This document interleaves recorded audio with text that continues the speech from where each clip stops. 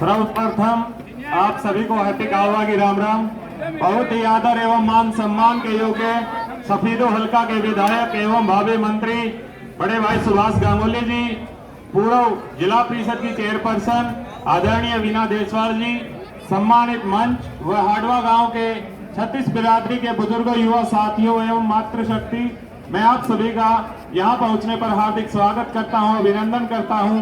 जैसा कि आप सभी को पता है 5 अक्टूबर को चुनाव होने हैं और चुनाव में मात्र 11 दिन बचे हुए हैं, तो विधायक जी हर एक मतदाता तक नहीं पहुंच सकते। तो मैं आप सभी बुजुर्गों, युवा साथियों से अनुरोध करता हूं कि आप एक एक मतदाता तक पहुंचकर 5 तारीख को कांग्रेस के पक्ष में हाथ के सामने वाला बटन दबाने का अनुरोध करो और अपने विधायक को भारी बहुमत से पुनः विधानसभा में भेजने का काम करें। मुझे जो यहाँ बोलने का मौका दिया, जो मान सम्मान दिया, उसके लिए आप सभी का बहुत बहुत धन्यवाद। बहुत बहुत धन्यवाद भाई एपी का। और आप बहुत लंबे समय से इंतजार कर रहे हैं। सुभाष के बारे में आप मेरे से ज्यादा जानते हैं। मैं तो एक ही बात बताऊंगा आप लोगों को, कांग्रेस के जितने भी विधायक हैं उनमें सबसे ज्यादा विपक्ष में काम करने वाले विधायक आपका भाई भतीजा बेटा है। आपको गर्व होना चाहिए। और भाई दीपेंद्र हुड्डा का, भूपेंद्र हुड्डा का सबसे लाडला और जो काम कर सारी बात मानने वाला इससे बढ़िया उनके पास नहीं है, उनके दिलों में बसते हैं। मैं निवेदन करूंगा भावी मंत्री, भावी विधायक सुभाष जी आए और अपनी बातचीत रखें। सुभाष जी।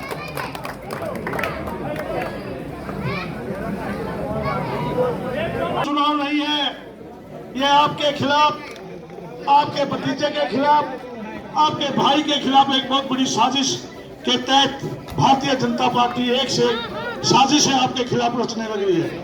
सबसे पहले तो इन्होंने हमारे बुजुर्ग दादा गौतम के साथ साजिश की बीजेपी ने। 80 साल का बुजुर्ग बीमार आदमी जो चुनाव लड़ने से इनकार कर रहा था, मैं जब भी मिलता था और उनसे आशीर्वाद लेता था तो मुझे बहुत प्यार भरा आशीर्वाद देते थे और कहते थे, बेटा तुम लोगों को तो, मेरी तो उम्र जानी 80 साल का हो गया, कोरोना में मेरा शरीर भी थोड़ा बहुत डैमेज हो गया, मैं तो एक चुनाव राजनीति से संन्यास लूंगा। लेकिन भारतीय जनता पार्टी के एक नेता ने अपने आप को उनसे कुछ वोटों का सारा लुगा लिया 99 में, तो उन्होंने उनको पक्का सिखा के हमारे बीच में भेज दिया। क्योंकि सबको पता है कि सपीतो विधानसभा क्षेत्र के लोग बाहर के व्यक्ति को स्वीकार नहीं करते, क्योंकि ऐसा एक बार नहीं, 2 बार नहीं, 3 बार ऐसा हो चुका है कि जब भी किसी भी पार्टी ने बाहर का नेता यहाँ चुनाव लड़ने के लिए भेजा है, उसको उल्टे पांव उसके घर भेजने का काम सपीतो की जनता करती है। ये भी एक दादा गौतम के साथ साजिश है। मैं तो आपको एक चीज और बताना चाहता हूँ, एक और नई साजिश रची गई जो भारतीय, मेरे सिवा जितने भी लोग हैं, जितने लोग चुनाव लड़ रहे हैं, सारे भारतीय जनता पार्टी के लोग हैं। और एक बड़ा नेता भारतीय जनता पार्टी का सपीतो में बैठा दिया आरएसएस का। सुबह 6 बजे इनकी हाजिरी वहां लगती है। वो 2 पर्चियां इनको देते हैं।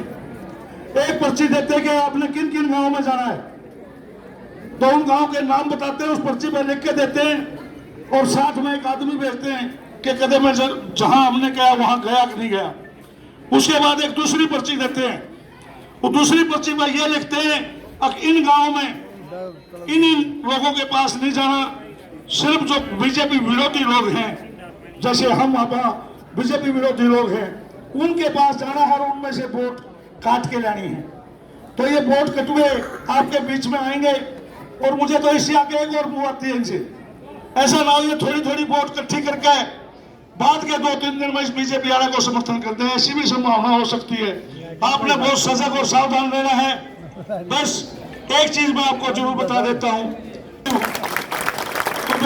जो मेरे पीछे पीठ में जो छुरा को अपने की कोशिश करे, उसको मेरे पीछे खड़े नहीं हो, आके मेरी छाती इतनी ठंडी है, मगर इसमें कोई छेद नहीं कर सकता।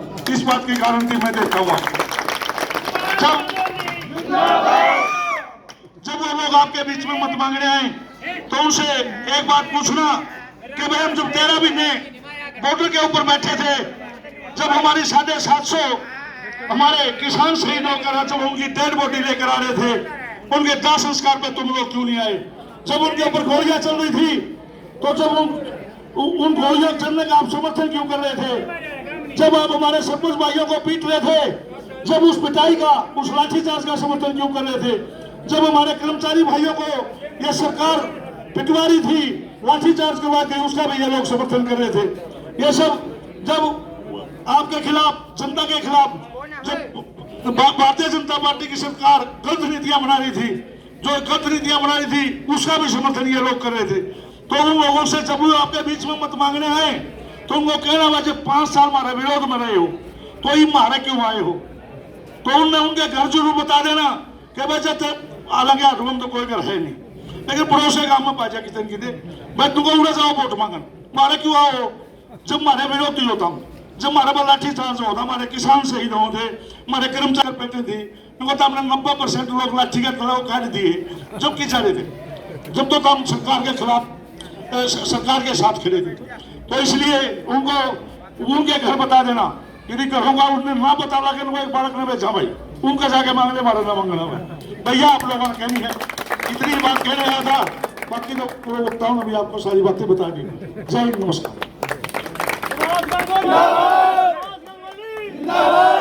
एक बात रहेगी भाई, और बता 11 तारीख को, 27 तारीख को दीपेंद्र हुड्डा जी पुरानी नाज मंडी सपीतों में आने लग रहे हैं 11 बजे, और भाई इतनी ठोक दो पूरे कल की पार्टियां जीत गया, जीत गया, जीत गया, इतनी बर्तन मंडी आधा 5-7 बूटियां छोड़ दियो, राम की रुखाड़ खाते 5-7 बूटियां छोड़ दियो, चौकों का बिठा दियो, हाथ में आके किसी ने नहीं बढ़न देंगे हुए।